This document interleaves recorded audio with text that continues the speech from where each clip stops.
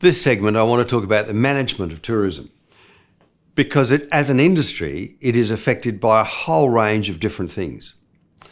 And the government has an awful lot of levers to pull, because if we close the parks, even though that's not the Department of Tourism, it is the government making a very big impact on what visitors can do when they come to the island.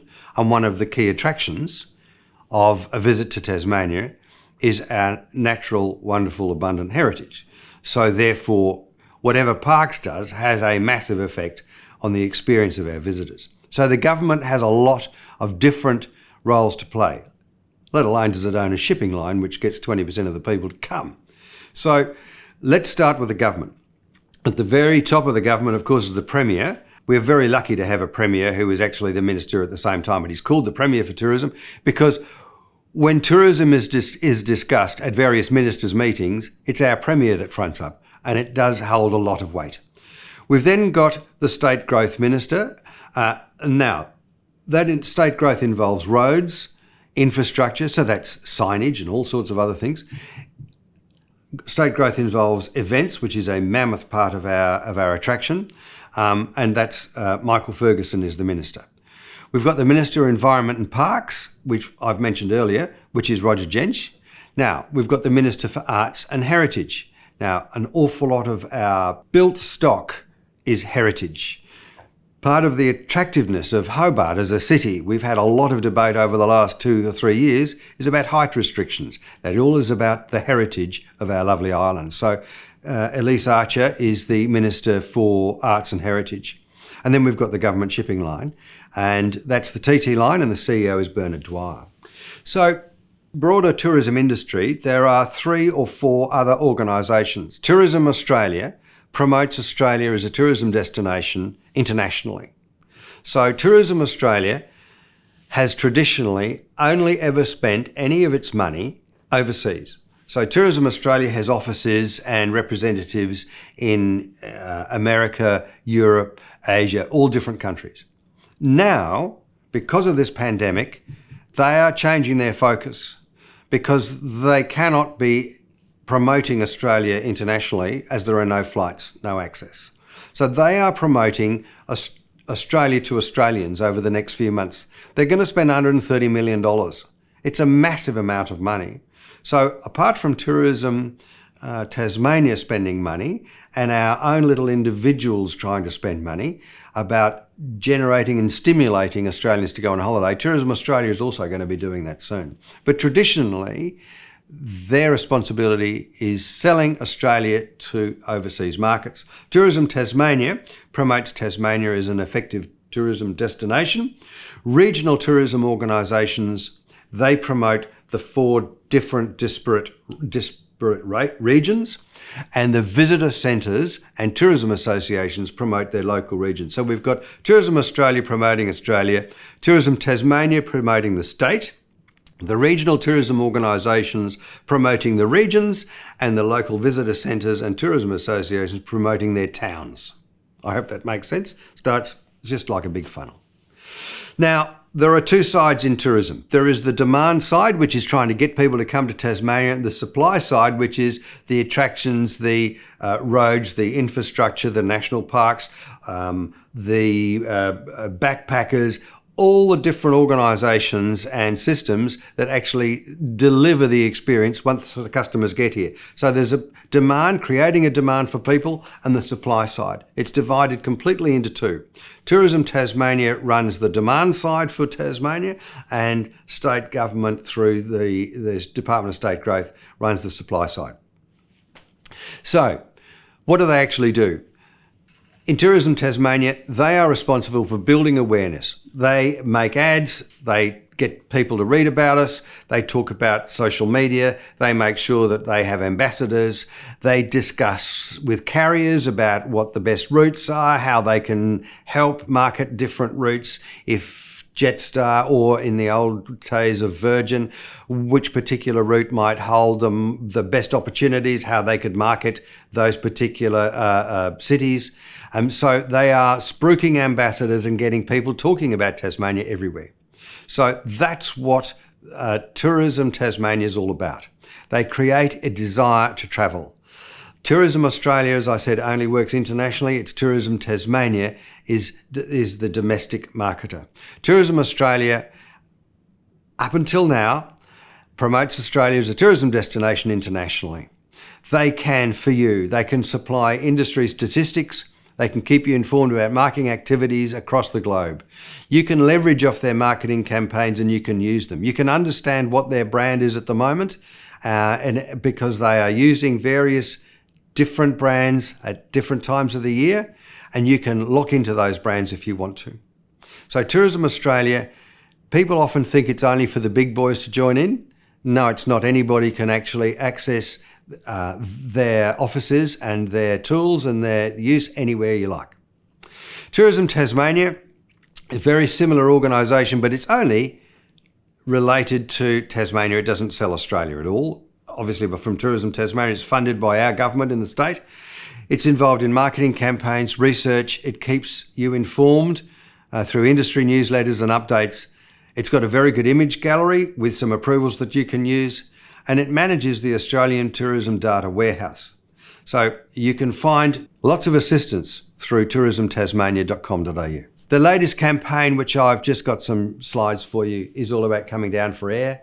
Whether that will last the test of time with this pandemic, who would know? In international, yes, they do some international work, but they leverage off Tourism Australia. They're the Tourism Australia, the ones with the big bucks. They've got the offices overseas. We can really go in and support them. So we work in side by side and underneath Tourism Australia as the umbrella organisation. We work with them in cooperation underneath the umbrella of Tourism Australia. In the supply side, we've talked about the demand, creating awareness and marketing. Now we want to talk quickly about the supply. What is the visitor experience? About the capacity, and all of that is involved with the supply side within state growth. The lady to talk with in there is Jackie Allen. Significantly, they run the events program.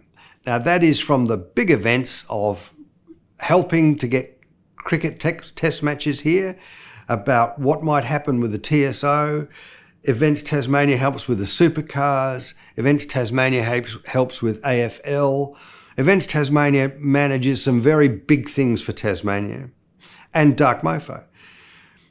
But it also helps smaller organisations, smaller festivals, Huon, Bicheno, lots of Launceston, Festivali, lots of different events all around Tasmania to get Tasmanians to travel within the state. Very interesting organisation, Events Tasmania, and one which is extremely helpful to people. Then there is one other office which you may not have heard of, the Coordinator General's office, and that's about where the private sector wants to join government, either by using government land, Crown land, adjacent to national parks, wherever it might be. The Office of the Coordinator General manages the practicalities of how the private sector, with a new project, might engage with the government about how that project might turn out. And lastly, I want to mention the Parks and Wildlife. They are the custodians of our biggest attraction. When you talk about Gordon River, Cradle, Freycinet, Mount Field, you talk about all these major destinations, they're all managed by the Parks and Wildlife Service. So their agency is absolutely critical to our success. If you want to go to state growth, there is a couple of portals you can do so. They've got a program called digitalreadytas.gov.au. There's an awful lot of resources and tools. They've got business enterprise centres around the state. If you want to go to www.enterprisecentres.tas.gov.au, that will also help you to start a business. Just basically with mentoring, grants, newsletters, small business forums, it's all at www.businesstas.gov.au. It's absolutely wonderful.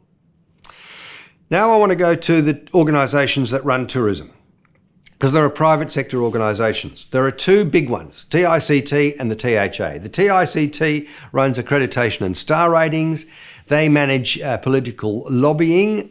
They're very successful at that. They're very successful with industry leadership. They're the ones that are promoting this particular series that we're doing right now. They run an annual conference. They run a lot of professional development series. There are 1,100 members statewide, part of their accreditation scheme. The THA is a different organisation. They've got a membership of around 400. That's mostly the pubs and clubs around Tasmania. They've been particularly active in the last election about the gaming industry. They work hand in hand with those membership on workforce development, and they're very good at skills training in that sector. They're also good at political lobbying, and they supply very good industrial relations and human relations support to their members. The other organisations are the RTOs, Regional Tourism Organisations. There are 4. Each one of those has responsibilities for product development, communications and industry liaison and marketing, and developing their own brand within the 4 different locations around the state. Underneath those are local tourism associations, which are sometimes local chambers of commerce, progress associations and development organisations like that. So the 4 local RTOs, East Coast, Cradle Coast, Northern Tasmania and Southern Tasmania, they keep you informed of marketing activities. They work collaboratively to achieve a greater marketing reach within Tasmania, and they represent your product to Tourism Tasmania. They can keep you informed, and there are some very good industry development opportunities with them. Local tourism associations, for example, Port Arthur and the Tasman Tourism Association promotes the Tasman Peninsula, and there are the Launceston and Tamar Valley. Look, there are a number of these organisations where local groups feel that it's in their cooperative and collaborative benefit to work together, and it works very effectively. There are lots of other associations that might assist in tourism.